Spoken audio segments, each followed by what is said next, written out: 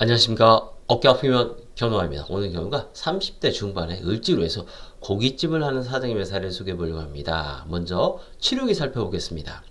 어깨, 팔꿈치, 손목 통증으로 4, 5년 동안 너무 힘이 들었는데 잘 고쳐주셔서 감사합니다. 그냥 이대로 살아야 하나 하면서 치료를 포기하고 싶었는데 끝까지 설득하고 치료해서 따라올 수 있었던 것 같습니다. 역시 한방치료가 좋네요 라고 하면서 고마우셨던 환자분이십니다.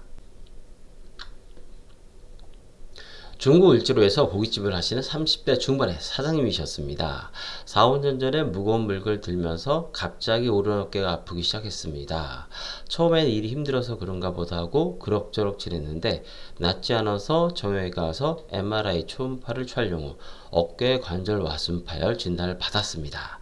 최충격파 주사 도수 치료 등 수술 빼고는 할 수 있는 모든 치료를 다 받았습니다. 최근에 손목 건초염이 생겨 양손목이 불편한데 오른쪽이 특히 더 심합니다. 양팔에 테니스 엘보가 생긴 지 조금 됐습니다. 주방에서 일을 하다 보니 칼을 쓴 일이 많은데 손목이 아프니 오랫동안 일하기 너무 힘이 듭니다. 라고 말하셨던 고깃집 사장님이셨습니다. 와순파열, 손목건처럼 테니스 엘보의 원인 살펴보겠습니다. 크게 두 가지로 겹치는데요. 외상과 과사형이에요. 특히 와순파열에는요.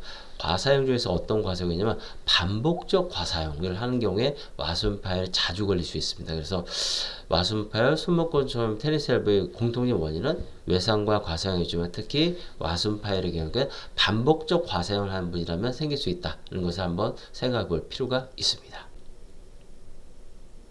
환자분의 발생을 살펴보겠습니다. 아무래도 고깃집 하시면 손을 많이 쓰시잖아요. 과사용이었어요. 손목 건초염도 그렇고 엘보도 그렇고 슬랩도 그랬고 일단은 좀 덜 쓰실 거를 부탁을 드렸습니다. 주의사항 살펴보겠습니다. 환자분께서는 이제 뭐 손목도 아프고 팔꿈치도 어깨도 아프니까 아픈 거 자꾸 주무르고 계셨거든요.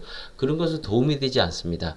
통증 부위에 대한 불필요한 자극, 2차적 손상을 유발할 수도 있기 때문에 아픈 곳을 자극하지 않는 게 좋고요. 손이 가거나 뭔가 하신다면 아픈 곳에 아이스팩을 10분에서 20분, 하루에 두세 번, 세네 번 하시는 게 좋고요. 또 환자분 같은 경우에 또 쉬는 시간에 또 스마트폰도 많이 하신다고 하시더라고요.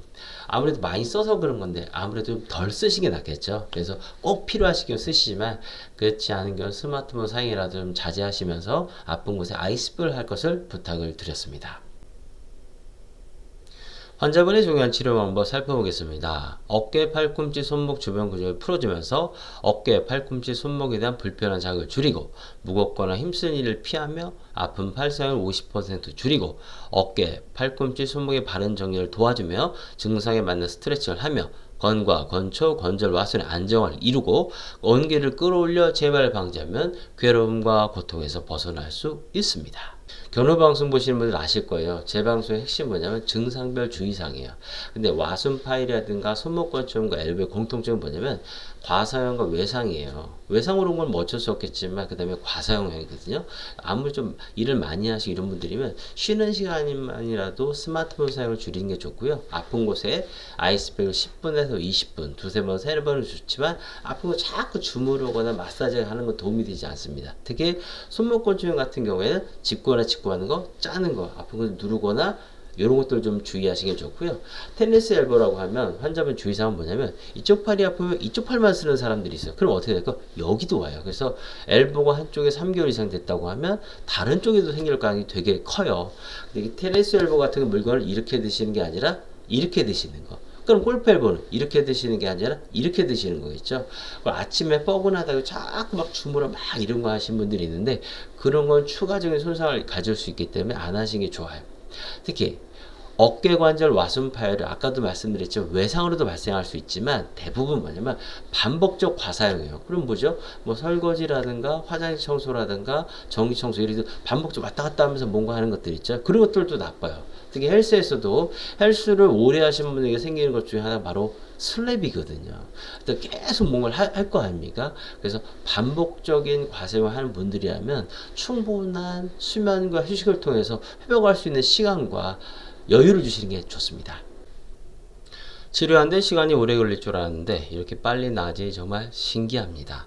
4년 넘게 가지고 있던 병인데 원장님이 처음에 말씀해 주셨던 것처럼 스케줄대로 착착 좋아지냐 정말 감사합니다 라고 말씀하셨던 중구 을지로에서 고깃집을 하는 사장님이셨습니다. 오늘 소개한 경우의 치료 후기가 더 이상 남의 이야기를 생각하지 마세요. 여러분도 충분히 주인공이 될 수 있습니다. 고민만으로는 여러분의 고통에서 벗어날 수 없습니다. 행동하는 용기가 필요합니다. 절대 포기하지 마시고 꼭 새로운 치료에 도전해보세요. 건강하세요.